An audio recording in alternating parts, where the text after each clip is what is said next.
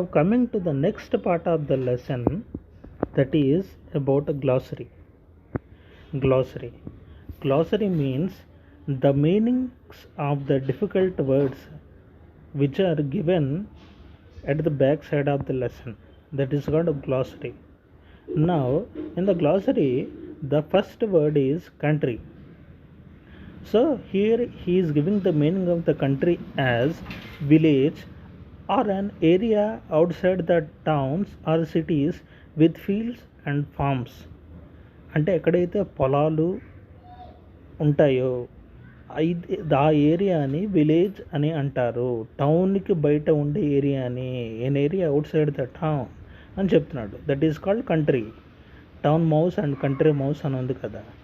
తర్వాత ఎఫెక్షనేట్లీ అంటే మీనింగ్ ఏంటంట lovingly or showing caring feelings and love అని దాన్ని ఎఫెక్షనేట్లీ అంటారు.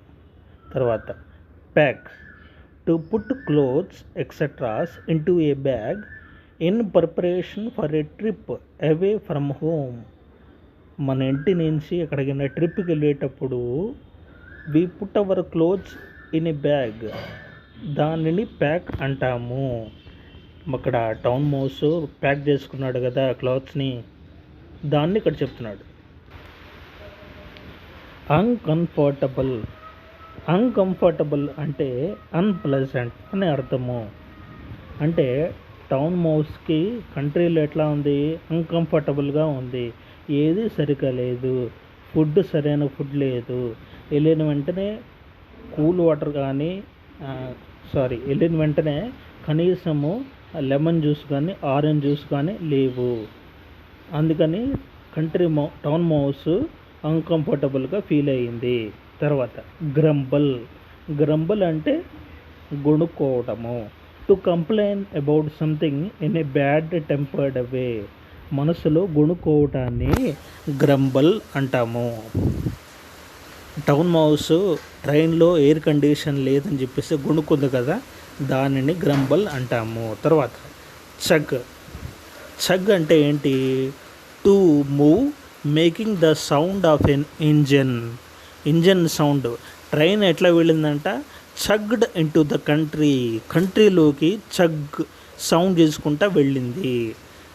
డ్రెడ్ఫుల్ అంటే ఏంటి, very bad or unpleasant. So town mouse కంట్రీలోకి వచ్చిన వెంటనే అక్కడ వాతావరణం ఎట్లా ఉందంట, డ్రెడ్ఫుల్గా ఉంది. అంటే very bad and unpleasant. And also that ఇక్కడ here you can find the questions which are given from the lesson you have studied. మీరు నేర్చుకున్న లెసన్లోంచి కొన్ని క్వశ్చన్స్ ఇచ్చాడు. First question, why did the town mouse want to go to the country side. ఎందుకు town mouse country సైడ్కి వెళ్ళాలనుకున్నాడు. Second one, describe the town mouse. Second question, describe the town mouse experience at the country side. పల్లెటూరులో ఉన్నప్పుడు town mouse యొక్క experience ఏంటి. Third question, what differences do you find between the country and the town. కంట్రీకి టౌన్కి మధ్యలో ఉన్న డిఫరెన్సెస్ని చెప్పండి. విలేజ్కి టౌన్ ఏరియాలో ఉన్న డిఫరెన్సెస్ ఏమేంటి, విలేజ్లో సరైన ఫుడ్ లేదు, ఉన్నా కానీ రా ఫుడ్ దొరుకుతుంది. కానీ టౌన్లో అర్ధరాత్రి పూట కూడా లైట్లు వెలుగుతాయి, ఫుడ్ దొరికినా కానీ భయపడతా తినాలి. Fourth question, how can you say that the town mouse could not enjoy the dinner offered by the country mouse. Country mouse, విలేజ్లో ఉండే మౌస్ టౌన్ మౌస్ కోసం ఆహారాన్ని రెడీ చేసింది కదా, ఆ ఆహారాన్ని టౌన్ మౌస్ ఎంజాయ్ చేయలేకపోయింది. ఏదో నిబిల్డ్ అంటే ముక్కలు ఏదో నిబిల్డ్ తిని అట్లా వదిలేసింది కదా, దానిని మీరు చెప్పగలరా అంటున్నాడు. తర్వాత fifth question, what would happen if the person who open the cupboard found any of the mice. అసలు టౌన్ మౌస్ ఇంట్లో కంట్రీ మౌస్ ఉన్నప్పుడు, టౌన్ మౌస్ ఇంట్లో కంట్రీ మౌస్ ఉన్నప్పుడు కంట్రీ మౌస్ భోంచేసే టైంలో ఒక ఆయన కబోర్డ్ ఓపెన్ చేయడానికి వచ్చాడు. అప్పుడు థండర్ లాంటి సౌండ్ వచ్చిందని చెప్పుకున్నాము. ఆ థండర్ లాంటి సౌండ్ వచ్చింది కదా, ఆ వ్యక్తికి కనుక కంట్రీ మౌస్ కానీ టౌన్ మౌస్ కానీ ఈ రెండిట్లో ఒకటి దొరికితే పరిస్థితి ఎలా ఉండేది? వెంటనే చంపేసేవాడు కదా. ఎలా ఉండేది పరిస్థితి చెప్పంటున్నాడు. వాట్ హ్యాపెన్స్ అంటున్నాడు. 6th question, why did the town mouse travel in an ordinary train? Town mouse మంచి ఏసీ ట్రైన్లు కాకుండా ఆర్డినరీ ట్రైన్లో ఎందుకు ట్రావెల్ చేశాడు? ఎందుకు చేసి ఉంటాడు? ఏంటి కారణం? మీరు ఊహించండి, చెప్పండి.